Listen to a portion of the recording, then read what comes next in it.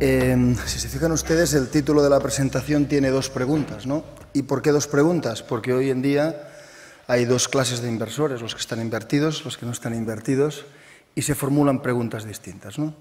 El inversor no invertido se pregunta todos estos años, se pregunta si es demasiado tarde ya para entrar, y el inversor invertido, valga la redundancia, el que ha estado todos estos años aquí, pues bueno, se pregunta si es momento de salir, ¿no? Entonces, vamos a intentar explicar un poco lo que nosotros entendemos que sería el buen parecer. Yo quiero empezar antes con un tema para ver un poco a lo que nos dedicamos, dedicaré unos pocos minutos, pero decir lo siguiente. Al final, yo recuerdo hace muchísimos años, cuando estaba en la facultad todavía, estaba en clase y se levantó un estudiante, hizo una pregunta, no la recuerdo la pregunta, pero sí recuerdo la respuesta, y la respuesta del profesor le dijo una frase que es esta de aquí, que es muy conocida, ¿no? Muy popular ya.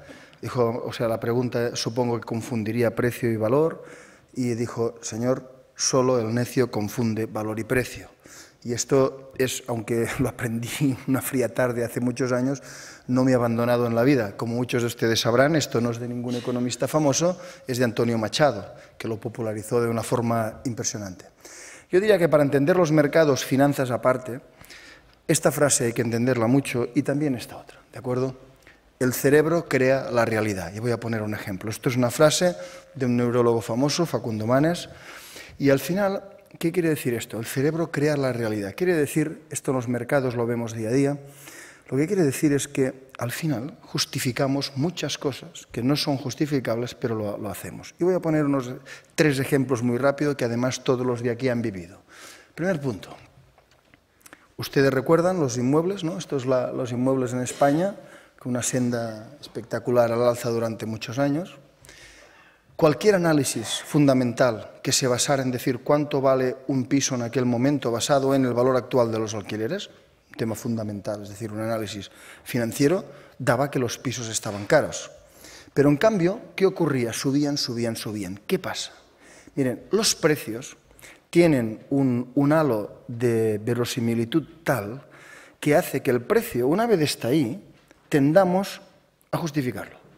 Y aquí he puesto algunas de las cosas que estaban, recuerden lo que se decía, los pisos nunca bajan, los precios se están igualando con los de la zona euro, noticias que no hemos puesto en medio, pero bueno, el grado de endeudamiento de las familias nunca será un problema, la vivienda continuará en cifra récord y no bajará hasta el 2011 como mínimo, etcétera, etcétera. ¿Qué ocurre? Al final aquí, cuando esto pasa, ustedes saben perfectamente lo que pasa después, esto estamos hasta abril del 2007, de abril del 2007 hasta ahora hace poco, caída de los pisos menos 45%. Entonces, todas aquellas justificaciones que ustedes han oído de expertos que estaban en los medios, que uno se ha medio convencido, ¿por qué? Porque incluso la persona más racional, cuando el precio está ahí, lo da por bueno. Y al final ocurre, y esto está ahí, es una frase del mismo Facundo Manes que dice, la evidencia científica indica que básicamente decidimos con las emociones. Es una paradoja. La economía financiera siempre ha pensado que el inversor es racional y decide con el raciocinio, pero hay muchas decisiones importantes que se toman con las emociones. Quien compraba piso no había hecho un análisis de descuento de flujos. Sencillamente lo compraba porque no podía más, los precios subían, el otro lo había comprado, yo lo había comprado, etcétera, etcétera. ¿Qué ocurre con eso? Eso está lleno de ejemplos, y no del siglo pasado, no, es que hay tantos que es muy fácil. Otro reciente, ¿se acuerdan ustedes del precio del petróleo? El precio del petróleo, muchos años subiendo, llega aquí al año 2012, hace unos máximos aquí arriba. ¿Se acuerdan de los argumentos? Que se justificaba el precio, que si el petróleo se acaba es limitado. O sea, es falso. Hay más petróleo que nunca, ¿de acuerdo? Pero se decía que los chinos van a consumir mucho, ¿se acuerdan eso?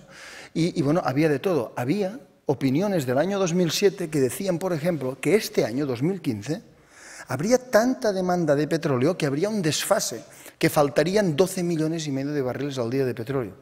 Nada más lejos, ¿no? Ustedes saben perfectamente. Cuidado, y quien compraba petróleo, quien se ha familiarizado con los CTAs o los prop traders, muchos compraban petróleo, mucho trader de corto plazo compraba petróleo. Pero ¿qué ocurre? El petróleo, bueno, ustedes saben luego, se ha hundido, ha caído fuertemente, y al final una de las cosas que vemos también es esto que llamamos miopía del futuro. O sea, al final el trader recompensa digamos, el tema inmediato, pero cuidado, a veces, digamos, ir a buscar lo inmediato te hace olvidar lo realmente importante y te hace olvidar lo que hay detrás. Aquí el petróleo estaba carísimo, cualquier análisis fundamental daba que no se sostenía, lo hemos estado diciendo. Bueno, todo esto aquí lo hemos dicho, todas estas burbujas que había las hemos dicho antes de que ocurrieran, todas ellas, ¿de acuerdo? Entonces, el tema es, pero parece que incluso la sociedad se contagia de esto, ¿no? Y un último ejemplo que también conocerán bien, el oro, también lo hemos dicho aquí, 10 años el oro subiendo. Claro, el oro es un valor sólido, siempre subirá, Argumentos es un buen refugio, los asiáticos compran mucho oro, bueno, las tiendas compran oro que estaban en todos sitios, Argumentos 1000, cuidado, ha subido mucho, pero ajustado por la inflación no ha subido tanto, todavía no, o sea, podría subir más, 1000 argumentos. Yo en presentaciones de otros años daba 1000 argumentos por los cuales el oro estaba en una burbuja, no los voy a repetir ahora. ¿Qué ocurre después? Fuerte caída del oro, y claro, fíjense, en agosto del 2011, no sé si ustedes recordarán, agosto del 2011 las bolsas se hundían un 20% en el mes de agosto. Pues quien en ese momento tomó pánico y dijo yo voy al oro porque el oro es un refugio, bien, de agosto de 2011 hasta aquí pues ha perdido un tercio del valor, de 1.900 que estaba a 1.200 y las bolsas se han disparado. O sea, aquella persona que por miedo dice voy a comprar oro, no puedo más, ha perdido muchísimo dinero, lo que ha perdido y lo que ha dejado de ganar, ¿no? Y esto es otro que se conoce, que es, oiga, que en el contexto de decisiones, cuando hay riesgo, señores, o manejas la tensión emocional o cometes muchos errores. Entonces, todo esto y más ejemplos están ahí, ¿no? Entonces, yo lo que reclamo en la figura de la persona que invierte es esto de aquí. Es decir, yo creo firmemente que el inversor que no es capaz de pensar por sí mismo, en esta foto pretende esto es de una exposición de Oscar Hansen, pero el inversor que no es capaz de diferenciarse, de pensar por sí mismo, o sea, no actuar como la masa, yo creo que no tiene ninguna posibilidad en los mercados, ninguna. Pero ni en mercados financieros ni en nada, que haga depósitos bancarios. ¿Por qué? Porque va a invertir a destiempo, la ola le lleva. En gestión, muchas veces hay que ser contrario y hay que decir no. Y es muy difícil decir no, porque decir sí e ir con la ola es fácil, es cómodo, pero muchas veces hay que tomar decisiones y decir no, esto está demasiado barato, hay que comprar, o no, esto está demasiado caro, hay que vender. Pero cuando dices esto, eres una isla. Es decir, todas estas burbujas las hemos dicho, todas. Esto no quiere decir que acertemos las siguientes, ¿de acuerdo? Pero esta sí. ¿Y qué quiero decir? Ahora todo el mundo se apunta al carro, todo el mundo sabía que el oro caía, todo el mundo sabía que los inmuebles caerían y todo el mundo que el petróleo caería. A ver, yo recuerdo la soledad de los momentos donde lo decía. O sea, hacer esto es, como mínimo, requiere temple y cuidado porque es realmente complejo.